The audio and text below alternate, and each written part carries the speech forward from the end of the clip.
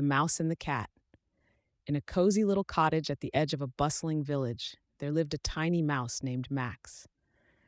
Max was a cheerful little fellow with soft gray fur, bright eyes, and a nose that twitched with curiosity. He loved to explore every nook and cranny of his home, always on the lookout for delicious crumbs and hidden treasures. Every day, Max would scurry around the kitchen, collecting crumbs from the floor and nibbling on bits of cheese. His favorite spot was behind the big wooden cupboard, where he felt safe and snug. But he always had to be careful. There was a cat named Whiskers who lived in the cottage, too. Whiskers was a sleek black cat with bright green eyes that sparkled like emeralds. She was known throughout the village as a fierce hunter, always on the prowl for her next meal.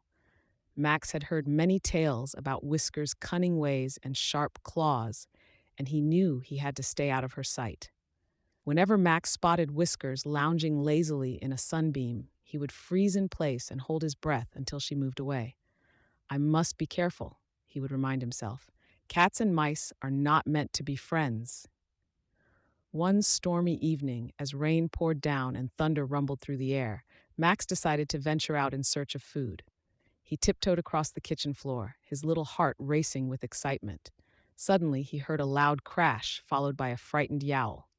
Curious, Max peeked around the corner and saw Whiskers tangled in a pile of yarn that had fallen off the shelf. She was struggling to free herself, her eyes wide with panic. "Oh no, Whiskers!" Max squeaked in surprise. "Are you okay?" Whiskers looked up at him with wide eyes, her fierce demeanor replaced by vulnerability. "I'm stuck," she meowed desperately. "Help me." Max hesitated for a moment.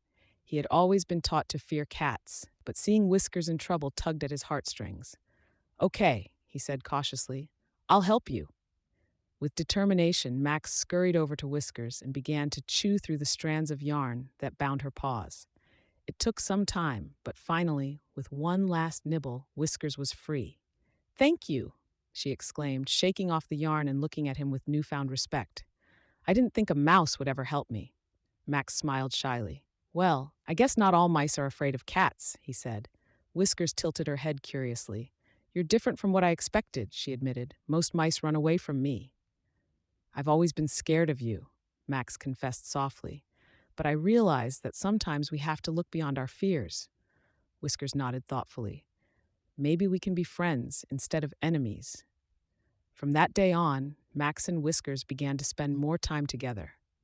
They shared stories about their lives. Max told Whiskers about his adventures searching for crumbs, while she shared tales of her days lounging in the sun or chasing butterflies. As they talked and laughed together, they discovered they had much in common despite their differences. They both loved exploring the garden outside and watching the stars twinkle at night. One sunny morning, Max suggested an adventure outside. "Let's explore the garden together," he said excitedly. Whisker's eyes lit up with joy. "That sounds wonderful. I've always wanted to see what lies beyond the fence." Together they ventured into the garden, a world filled with colorful flowers, buzzing bees, and fluttering butterflies. They chased each other through the tall grass and played hide and seek among the flower beds. Suddenly, they stumbled upon a hidden path leading to an old oak tree at the far end of the garden. The oak tree was magnificent. Its branches stretched wide like welcoming arms, and its trunk was thick and sturdy. "Let's climb it," Whiskers suggested eagerly. Max looked up nervously at the towering tree but decided to trust his new friend. Together, they climbed up into the branches until they reached a cozy nook where they could sit side by side.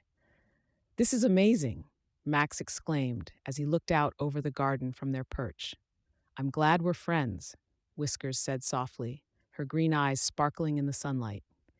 As they enjoyed their time together, high up in the tree, they heard rustling noises below them. Suddenly appearing were two mischievous squirrels who were known for stealing food from both cats and mice alike. "Hey, what are you doing up there?" One squirrel called out cheekily. "We're just enjoying our day," Whiskers replied confidently. "Yeah, well, we could use some company," said another squirrel as they started climbing up toward them.